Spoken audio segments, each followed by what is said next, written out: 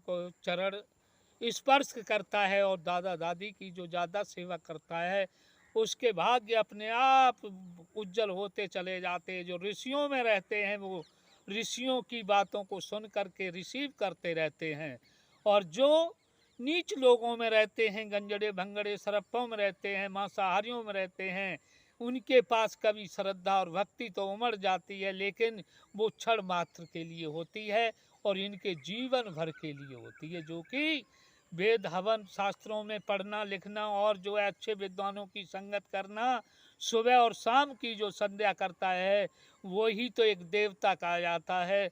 जिस दिन हम सुबह शाम की संध्या न कर पाए उस समय हम अपने को मनुष्य न समझें। ये तो पशु वृत्ति हो गई।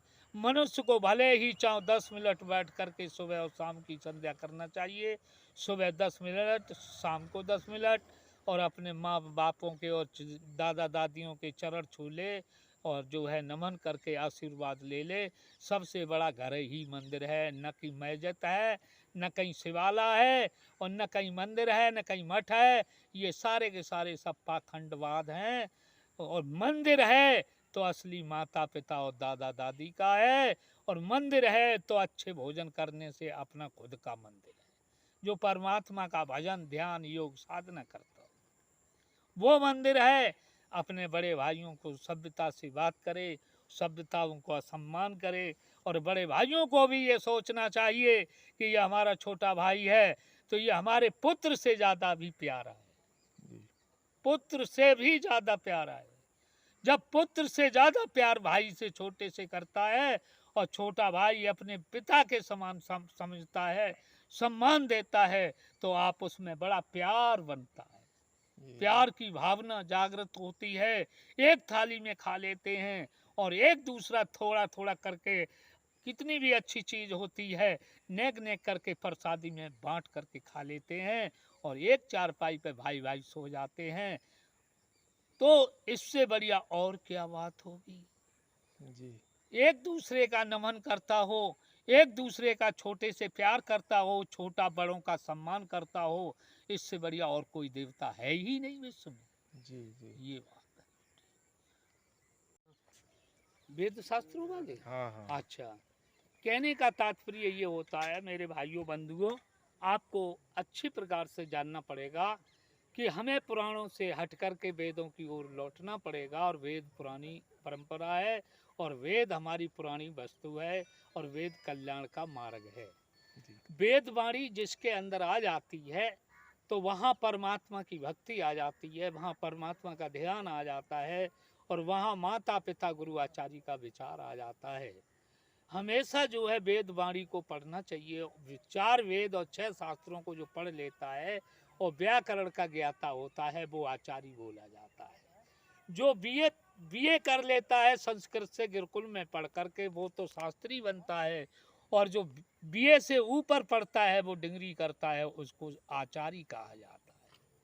और आचार्य उसी को कहा जाता है जिसके आचार विचार बढ़िया बन जाते हैं, और आचार्य वेदों का ज्ञाता होता है। व्याकरण के अनुसार नाम नाम से उसकी व्याख्या करता चला जाता है, शब्दों का शब्द जोड़ता चला जाता है।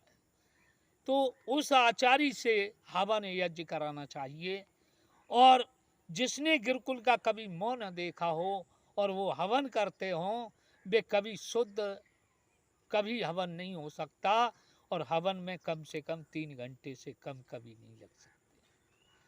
ईश्वर उपासना के 8 मंत्र बोलना बहुत जरूरी है। पहला मंत्र है ओम विश्वानि देव सवितुर्दुरितानि पराशुभ यदि भद्रं तन्ना आशुभम्।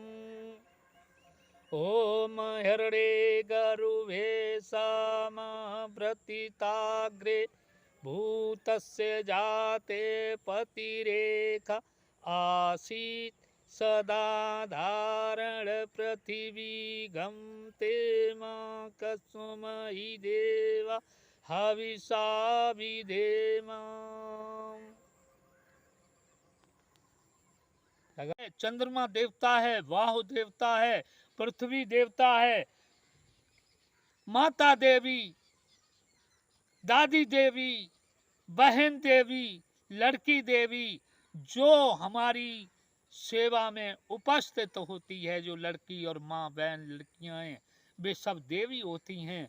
उनके अंदर देव गुण होना चाहिए। कैसा होना चाहिए? भाई को भाई समझना चाहिए, पिता को पिता समझना चाहिए, भतीजे को भतीजा समझना चाहिए, और जो भी जैसा नाती पोता लगता हो वैसा ही समझना चाहिए, वैसा ही व्यवहार रखना चाहिए।